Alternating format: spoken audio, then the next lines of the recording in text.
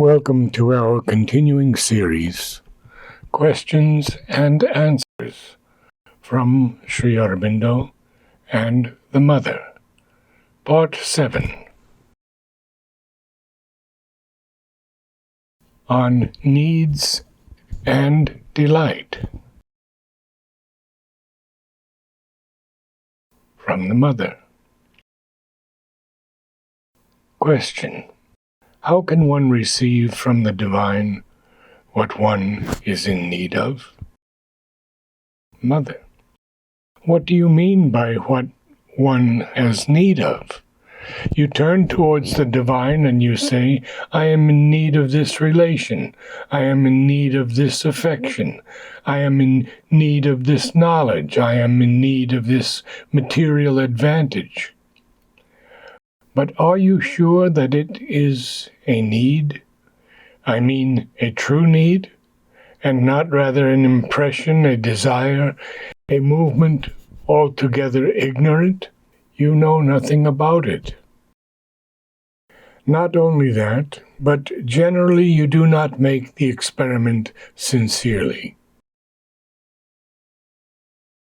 You expect the divine to give you what you believe to be your need.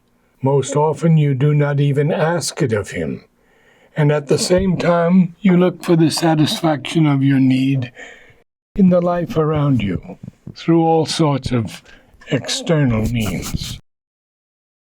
And also, have you formed a relation between the divine and yourself?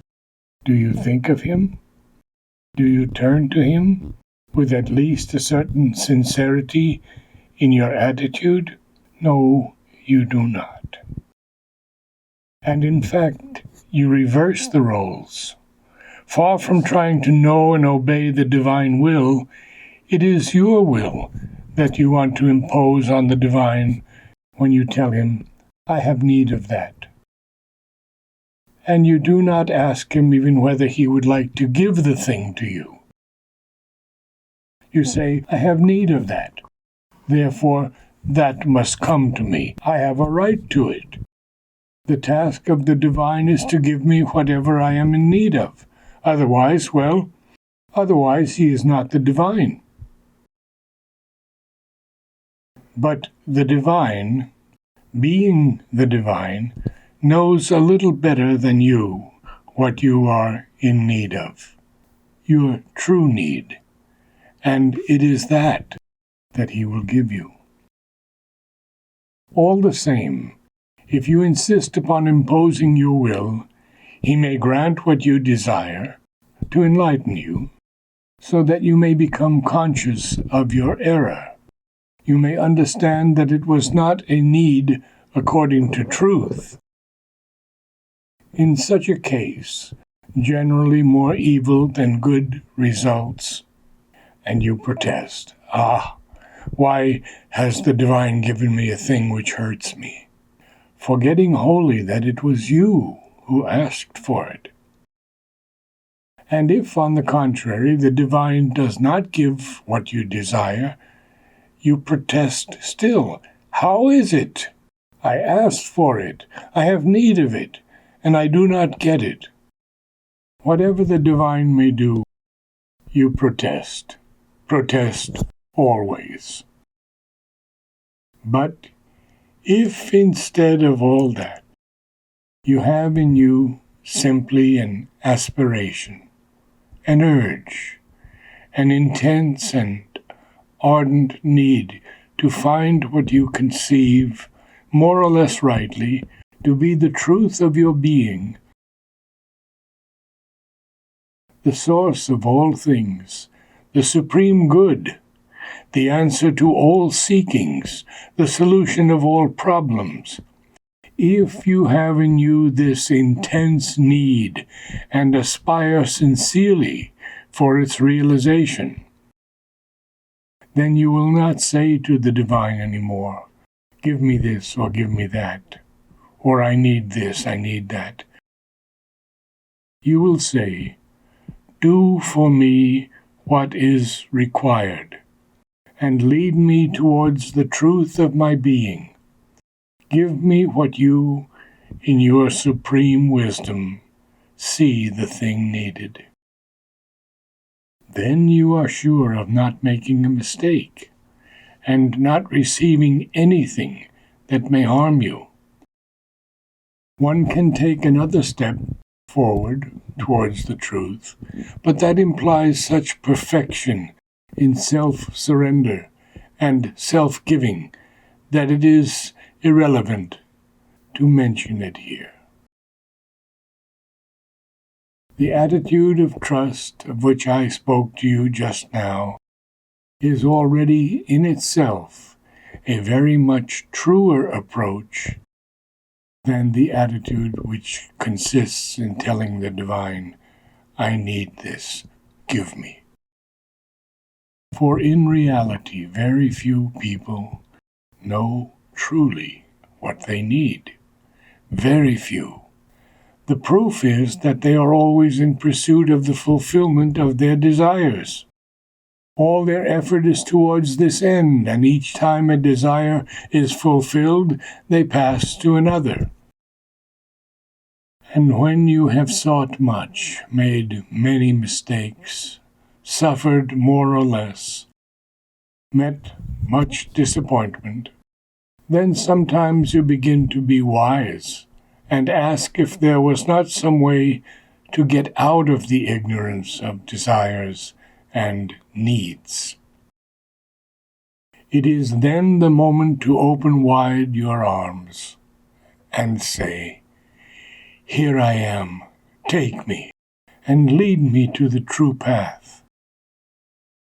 How to learn true delight? Mother. First of all, you must find out, by close observation, that desires and the satisfaction of desires give only a vague pleasure, which is uncertain, mixed, fleeting, and altogether unsatisfactory. That is generally the starting point. Then you must learn to distinguish what is desire, and not only refuse to do anything for its satisfaction, but reject it categorically. After a time, more or less long, sometimes very short, you find out, as the Buddha did, that the joy you experience in mastering and overcoming a desire is infinitely greater than the little transient and mixed pleasure you may get by satisfying it. And that is the second step. Naturally, with such continuous discipline, desires will be kept at a distance, and they will trouble you no more. You will be free then to enter a little more deeply into your being and open yourself in an aspiration towards the giver of delight, the divine element, the divine grace.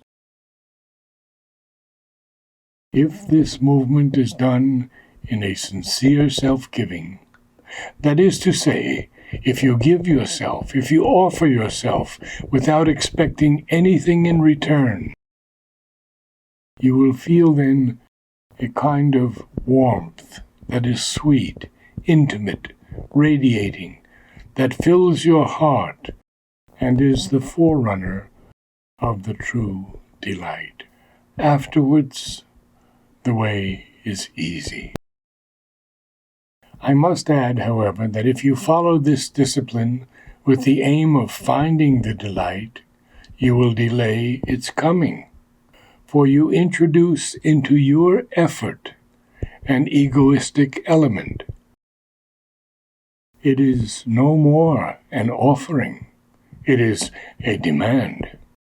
Naturally the thing comes, it will come all the same, but after much more time and much more effort than when nothing is asked for, nothing expected, nothing hoped for, when it is simply a pure self-giving without bargaining of any kind.